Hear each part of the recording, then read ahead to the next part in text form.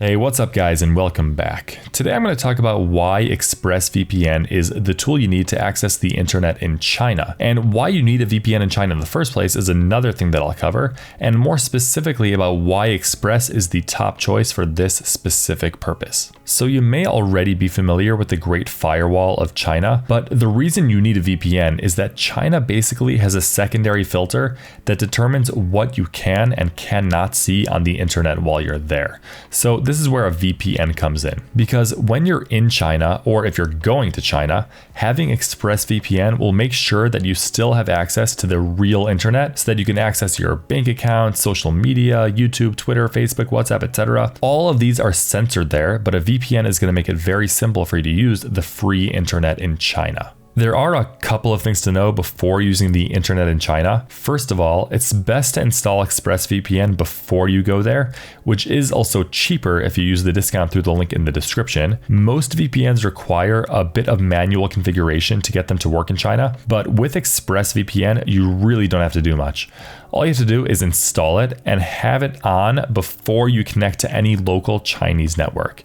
And secondly, speaking of networks, China Telecom and China Mobile are recommended for ExpressVPN to even work there. And if you're in China or having troubles connecting to Express, this URL on the screen and down below is an alternative link that ExpressVPN provides for people that live in China, so they still can download it. But still, if you're not in China, I'd recommend downloading it before you get there. Now, ExpressVPN is the best for China, and not just because it's incredibly easy to use. So let's say you downloaded it on any of your devices, which you can add up to 8 by the way. You can just simply go to the locations and click on any of these servers, and then you can just turn it on like that. And that's basically it, but if you want to understand a little bit about the perks and features and would like to follow along, you can find links in the description down below. First of all, it works great with streaming services and doesn't have any bandwidth limitations or throttling when you're trying to torrent. And you can be sure that they won't share your data because they have a no logs policy that was actually proven not only by independent audit reports,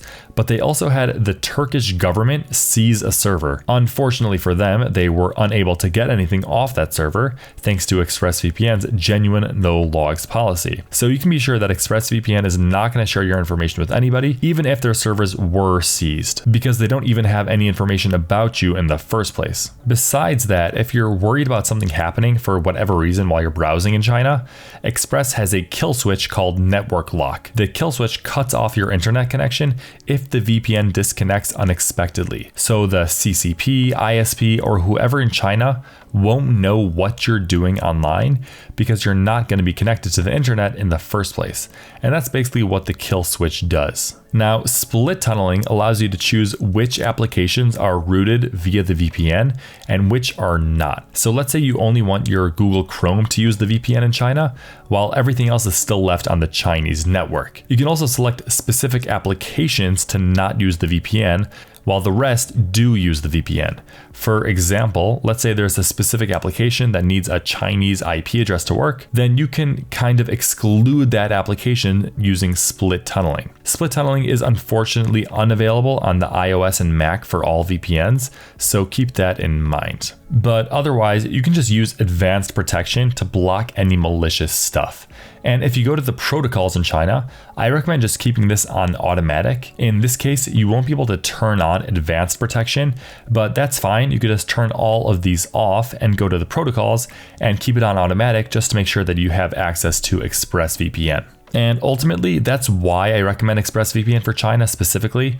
I mean, it works great for all other countries, but for China specifically, if you're looking for a VPN that works reliably and consistently, more than any other VPN out there, then I recommend ExpressVPN. You don't even have to be traveling to or living in China to want a reliable VPN, but in case you do end up going there, you'll be set because this app will always give you access to the free and normal internet just like you're used to. And that's basically it. There's a bunch more details if you're interested in Express, and you can find full reviews and links to pricing and discounts in the description down below. And if you just want to try it out for a bit, you can always get a refund before the 30 days are up. And that's all for today. Thank you so much for watching. Feel free to comment below if you have anything to add or if you have any questions. Thank you guys very much for watching, and I'll see you in the next one.